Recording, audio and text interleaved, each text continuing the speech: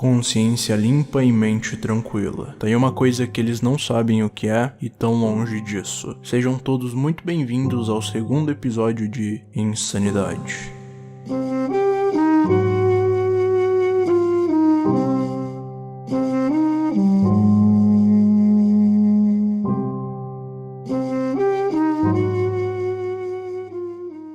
No dia 18 de abril de 1895, em Montella, na Itália, nasceu Leonarda Cianciulli. Nasceu de uma forma indesejada, já que sua mãe a teve fruto de um estupro. E por esse motivo acredita-se que a mãe desenvolveu problemas psicológicos e assim descontava tudo na garota. Sua infância foi muito difícil, já que a própria mãe não a gostava, ela era mal alimentada, sofria de abusos físicos e psicológicos, sem contar que a própria mãe não dava roupas para Leonarda, fazendo assim com que ela dormisse muitas das vezes sem nada e passando frio. Leonarda, quando adolescente, tentou tirar sua própria vida 2 vezes, uma vez se asfixiando e outra vez comendo objetos cortantes, mas que em todas as vezes que tentou, não teve sucesso. E todas as vezes a mãe a viu e a disse que estava decepcionada com Leonarda em ver ela viva. Ao passar do tempo, Leonarda se sentia cada vez menos aceita em sua própria casa. Ela não se sentia bem e com o tempo cada vez mais desejava o quanto antes ir embora. Porém, quando Leonarda tinha 15 anos,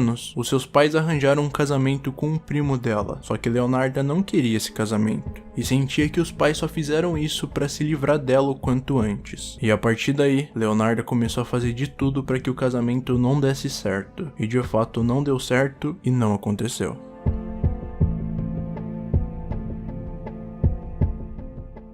Depois de Cianciulli fazer com que a vontade de seus pais não dessem certo, a mãe disse a Leonarda que a filha nunca mais seria feliz até o fim de sua vida, e que nunca mais nada na vida dela daria certo, e que para todo o restante de sua vida, Leonarda seria e sofreria com a desgraça, ou seja, para muitos uma praga, para outros a mãe amaldiçoou, mas que verdade ou não, a história continua e vai ficar muito pior.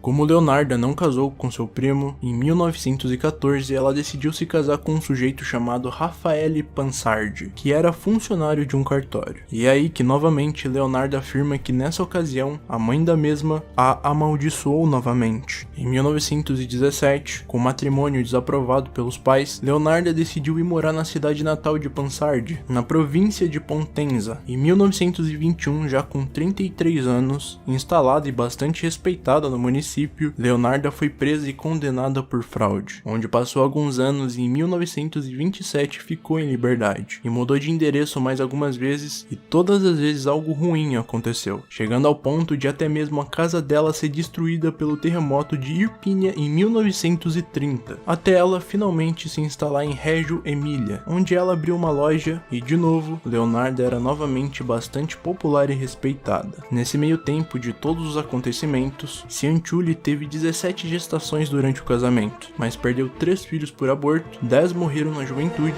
e, consequentemente, ela era fortemente protetora dos 4 filhos sobreviventes. E com medo e sem entender o porquê, Leonarda decide ir a uma cartomante, onde essa cartomante dá respostas que ela mudaria o seu jeito de ser.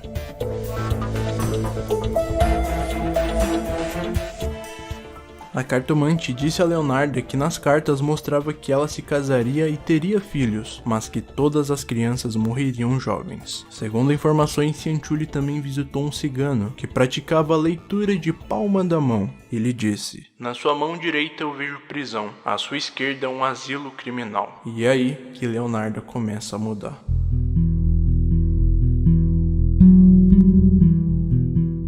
Em 1939, Cianciulli soube que seu filho mais velho e favorito, Giuseppe, iria se juntar ao exército italiano em preparação para a Segunda Guerra Mundial. A mãe estava determinada a protegê-lo a todo custo e chegou à conclusão macabra de que sua segurança exigia sacrifícios humanos. Cianciulli fez 3 mulheres de meia idade, todas vizinhas, vítimas de um assassinato cruel. Cianciulli teve todo o cuidado de escolher 3 mulheres solteiras, sem parentes próximos e que tinham economias substanciais em dinheiro. Só que ninguém podia acreditar que a esposa de um funcionário de cartório com 1,5 m e 50 quilos pudesse ter cometido o assassinato 3 vezes.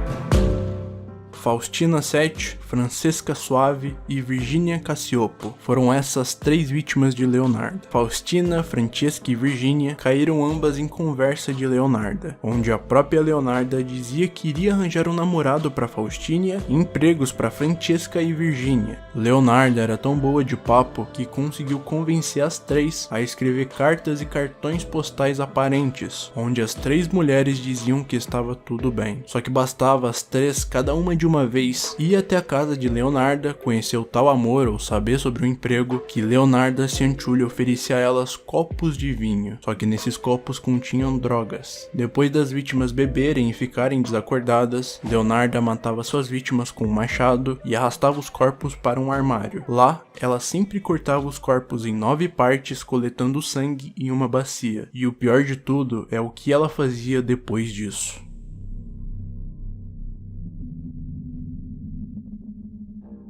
Leonarda transformava os corpos em bolos e sabões, e dava para as pessoas comerem e vendia os sabões pelo bairro em que morava como se nada tivesse acontecido. Leonarda, em uma declaração oficial, contou com todos os detalhes o que fazia, e a frieza na palavra é o que mais impressiona. Joguei os pedaços em uma panela, adicionei 7 kg de soda cáustica, que eu havia comprado para fazer sabão, e agitei a mistura até que os pedaços se dissolvessem em um espeto grosso e escuro que eu coloquei em vários baldes e esvaziei em uma fossa séptica próxima. Quanto ao sangue na bacia, eu esperei até ele coagular, secar no fogo, moer e misturar com farinha, açúcar, chocolate, leite e ovos, além de um pouco de margarina. Amassando todos os ingredientes, fiz muitos bolos crocantes e servi-os às mulheres que vieram nos visitar, embora Giuseppe e eu também os comêssemos. Fora outra declaração falando sobre o corpo de Virginia Cassioppo. Ela acabou no pote como as outras 2.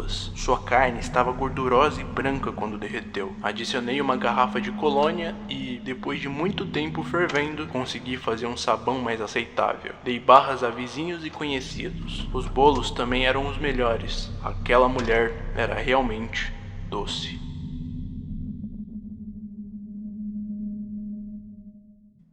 Depois de todos os feitos, o ritual bizarro estava quase que chegando ao fim sem qualquer obstáculo. A assassina Leonarda por um momento imaginou que sairia impune e nada iria acontecer. Isso se a irmã de Virginia não estivesse de visita na época e sentiu falta da irmã. Depois de tempo sem respostas da própria Virginia, os próprios familiares e irmã alertaram sobre o sumiço para as autoridades locais, onde rapidamente descobriram a verdadeira personalidade doentia de Leonarda. A investigação começou e sem maiores problemas Leonarda foi acusada. Leonarda não confessou os crimes hediondos até que seu filho Giuseppe fosse mencionado como suspeito. Só que para proteger o garoto, ela confessou todos os homicídios em longas horas de testemunho, dizendo: "Bem, eu como meus amigos se eles também querem ser comidos. Estou pronta para devorá-los." Contou também aos oficiais que eu comi as desaparecidas, uma assada, outra estufada e outra cozida. Em seu julgamento ocorrido em junho de 1946, Leonarda afirmou que teria cometido os crimes sob influência de sua mãe morta há anos. Segundo a assassina, a progenitora teria pedido sangue inocente em troca de vida de seus filhos queridos, o que para muitos tem relação com a maldição citada no começo do vídeo.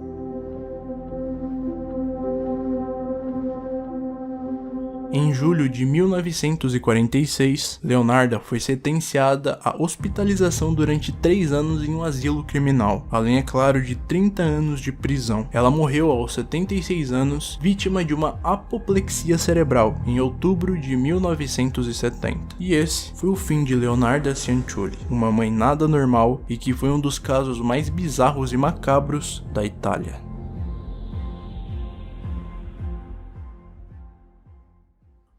Bom, pra quem não me conhece, eu sou o Tio Sam e eu espero que tenham gostado do episódio de hoje. Vários dos artefatos usados pela serial killer estão em exibição no Museu Criminológico de Roma desde 1949, e é uma recomendação interessante para quem quiser ir mais a fundo, porque, como eu disse, foi um dos casos mais bizarros e macabros da Itália. Na descrição tem todas as matérias e referências e vídeos que eu peguei para fazer esse vídeo. Enfim, esse foi o segundo vídeo da série Insanidade, onde você entra de boas e sai entendendo um pouco sobre algum caso insano.